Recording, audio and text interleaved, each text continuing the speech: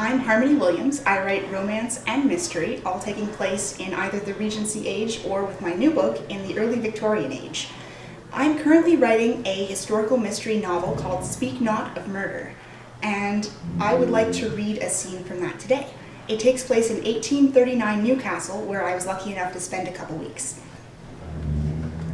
Since he was destined to be reassembled as a skeleton, I stoked the fire in the hearth and set it to blaze and warmed the cauldrons where I would boil the flesh off Mr. Dowden's bones.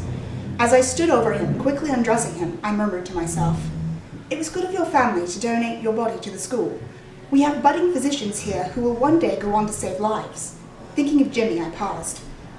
"At least, so I hope. I suppose you can't tell how a man will turn out when he's at the young age of 20. I can only imagine the chaos you must have raised at that age." I stripped off his cravat, jacket, and waistcoat. Someone on the streets could make use of these warm items during the coming winter, so I tried not to damage them. It would have been quicker to cut them off, but I recalled far too many winters spent huddled for warmth with dangerous folk and stray animals. Anything to survive the blasted cold without succumbing to frostbite. Men's bodies were nothing new to me, especially deceased ones. Still chatting to the corpse about the sort of people he would go on to instruct, and what I'd have to do to him in order to ready him. First dismember at the joints, then boil away the flesh, strip it from the bones, boil them again to wash off any lingering fragments, and use wire to string him together. As I added his boots to the pile of clothes, I informed him, "You'll look dashing by the time I'm through with you, a true specimen to behold." Mr. Dowden, of course, did not answer. That was what I loved best about him. When I ran out of things to say and clothes to remove, I hummed under my breath. Now, you seem to be in good health, aside from being dead, of course. I hope that means they haven't broken any of your bones when they stuffed you into that hideous sack. I'll have to check, just to be sure. I don't want to be losing splinters of you in the cauldron. Excuse my cold hands. Slowly, I examined his body, starting at one hand and moving up his arm to the throat. The corpse was stiff and colder than my hands, meaning that he had been dead for several hours, perhaps all day. I felt my way along the bones, paying particular attention to his hand and fingers, where something might be easily dislodged. When I judged them fit, I continued up his arm to his shoulder. Was his throat distended? I hadn't noticed it while undressing him, but his Adam's apple seemed particularly pronounced. The paperwork had indicated that he died in his sleep. Perhaps not as peacefully as he'd hoped, given the lines of pain etched into his face. He might have expired from apoplexy. I wouldn't know for certain until I cut him open and removed his organs. There were no ligature marks around his neck to indicate that he'd been strangled in any case. Why that bizarre lump? I felt my way along his throat, wondering if his neck was broken, but the spine seemed intact. I prodded at the lump. There was certainly something there. Inside his esophagus? I washed my hands in the basin of water located in the corner and found an apron to protect my clothes. After I found a scalpel, I knelt over him. The lamp above me swung as I tried to reposition it to see better. Stifling a sigh, I timed the ebb and flow of light to coincide with a quick incision alongside the Adam's apple. The flesh parted easily. The blood still left in his veins, despite the lack of a pumping heart, dribbled out onto the stained table. I tilted the cadaver's head, squinting as I tried to see what was inside the incision.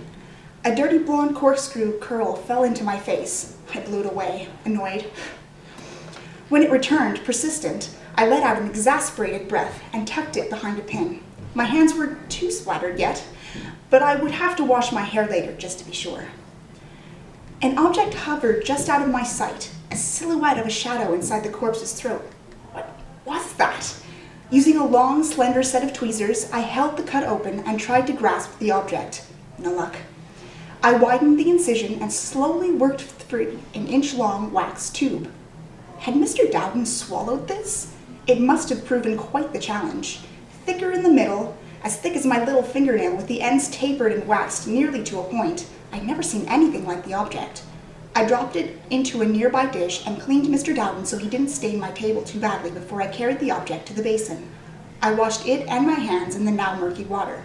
I'd have to change it out for clean water when I next went up upstairs. As I lifted it to the light to better examine the object, my stomach solidified into a rock. Could that be a message stuck in Mr. Dowden's throat?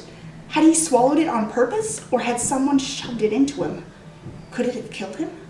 Now worried, my heart beating a racket in my ears, I brought the lamp closer to examine the place in his throat where the message had been.